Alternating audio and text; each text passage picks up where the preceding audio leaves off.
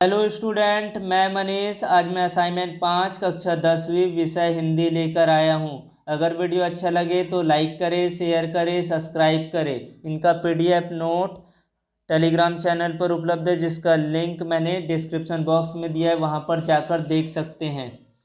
इस असाइनमेंट का पहला प्रश्न है, वर्तमान समय में समाज का झुकाव भौतिक सौंदर्य के प्रति बढ़ता जा रहा है। इन परिस्थितियों में अध्यात्म के जरिए आंतरिक सौंदर्य की ओर उन्मुक्त होना आपकी समझ में कितना महत्व रखता है? तर्क देकर 4 बिंदुओं में अपना उत्तर लिखिए।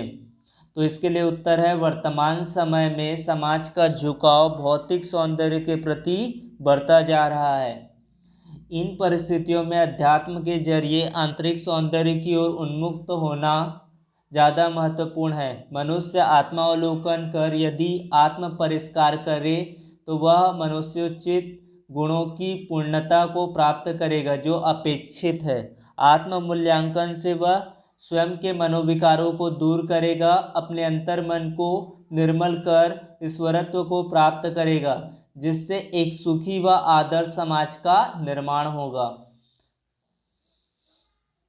प्रश्न क्रमांक दूसरा का पहला है, अमृत नागर जी ने अपने आत्मकथ्य में अपने युग के आंदोलनों का वर्णन किया है। इन आंदोलनों का लेखक पर क्या असर हुआ? तो उत्तर है, नागर जी ने अपने आत्मकथ्य में उस युग के आंदोलनों का जो वर्णन किया है, उनका मन पर भी गहरा प्रभाव पड़ा है।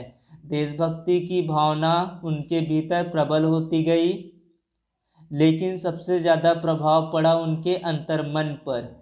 उनके विचारों को प्रभावित किया। उस युग के रचनाकारों की संगति ने भी उनके विचारों को अपनी छाप छोड़ी और अपने लेखन की ओर उन्मुख हुए।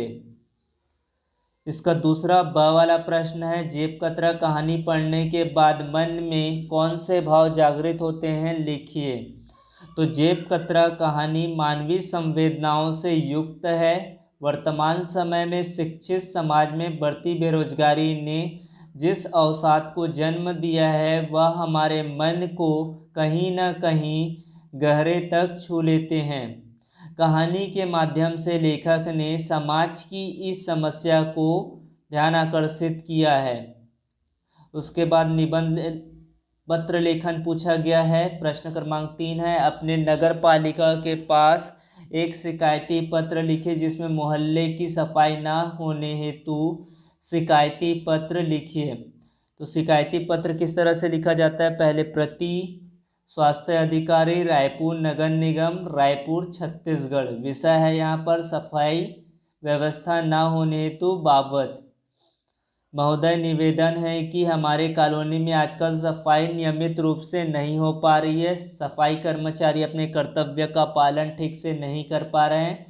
वे हफ्ता में या सप्ताह में 1-2 बार ही आते हैं, इधर उधर कर समय को बिताते हैं। गंदगी व कचरों से नालियाँ बंद पड़ी है।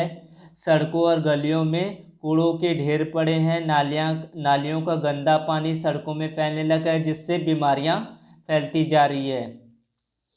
अतः आपसे विनम्र निवेदन है कि इस क्षेत्र के सफाई निरीक्षक को उचित निर्देश देकर यहाँ की सफाई व्यवस्था को ठीक कराने की कृपा करें। धन्यवाद। विनीत है आकाश शर्मा व मोहल्ला वासी।